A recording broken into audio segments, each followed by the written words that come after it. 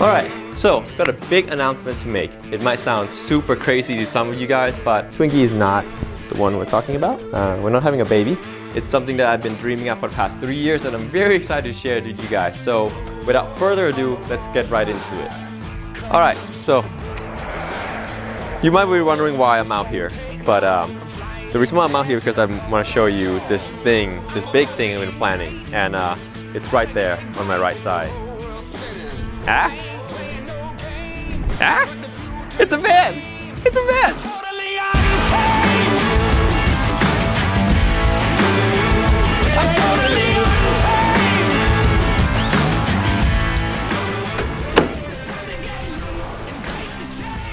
Welcome! This is my new ProMaster van. So essentially what I'm planning on, my grand plan for the past 3 years is to take a van like this and just build the inside of it to convert it into like a living space.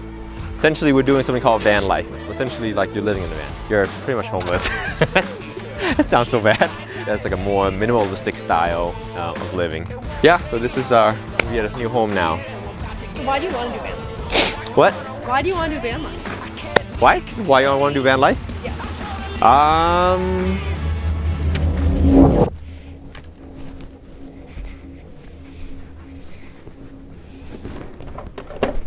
Yeah. I hate being short.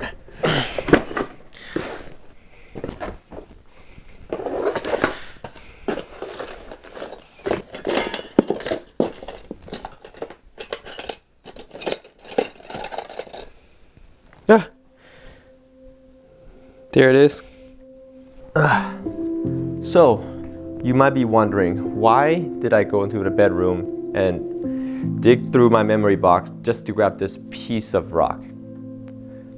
So, to answer your question of why I want to do van life, I gotta take you all the way back when I was a kid in Thailand. It was, probably like a Saturday afternoon. We didn't have anything to do, and my mom's is super into arts and crafts. So we, went to the backyard and grabbed a few rocks, and we started painting them. But this one's my favorite because there's a lot of technique that go into this rock. Like we use like cotton just to create texture, Sharpie to create little details. So essentially, my mom is really knowledgeable when it comes to arts and crafts. So I asked her, like, Mom, there's a lot of technique that you've been teaching me. That's why we create this masterpiece of artwork. Why don't you become an artist? And she told me that, when she had a chance to go to college, she decided to follow her friends and become an accountant. But I vividly remember that she wasn't happy when she told me that. I kept this rock because of that reason, because it's just one of those really valuable lessons I learned from my mom. I think there's a lot of people in this world that are living how they should be living, and they're very unhappy. What's really interesting? They asked a bunch of old people, what's your biggest regrets in life? And most of the answer were not something they did, but something they didn't do. Am I gonna regret this if I didn't do it? For some reason, I just wanna do it. It's one of those itches that I want to scratch, and I feel like if I don't do it, I'm gonna regret it in the future.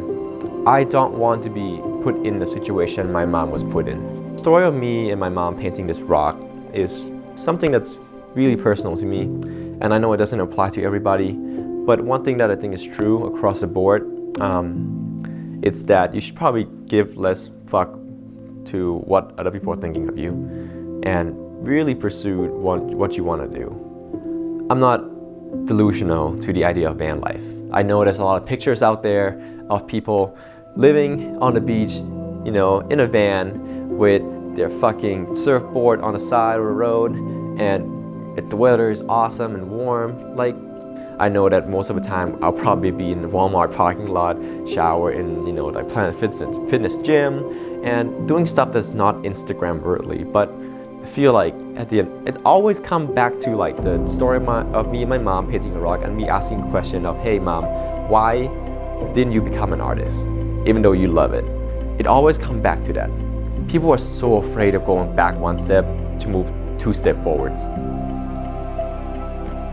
If you don't, experience pain, if you don't experience challenges, I don't think you will ever grow. But do what you love. If you know what you want to do in life, I think you really should go for it. Oh yeah, but that's why I want to do van life.